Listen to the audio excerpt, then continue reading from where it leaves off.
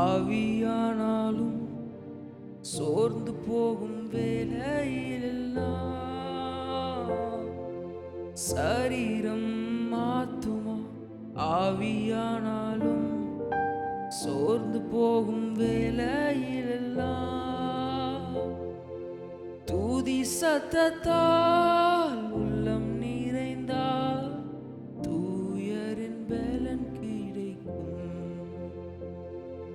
தூதி சத்தத்தால் உள்ளம் நிறைந்தால் தூயரின் பலன் கிடைக்கும்.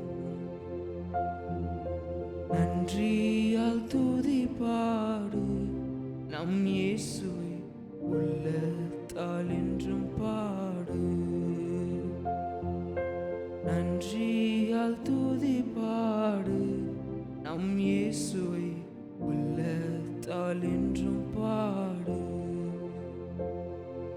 நல்லவர் வல்லவர் போதுமானவர் வார்த்தையில் உண்மையுள்ளவர்.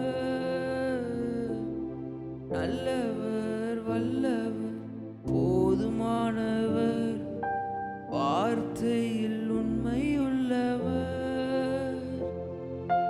நன்றியால் துதி பாடு நம் இயேசுவை உள்ளத்தால் என்றும் பாடு. நன்றியால் துதி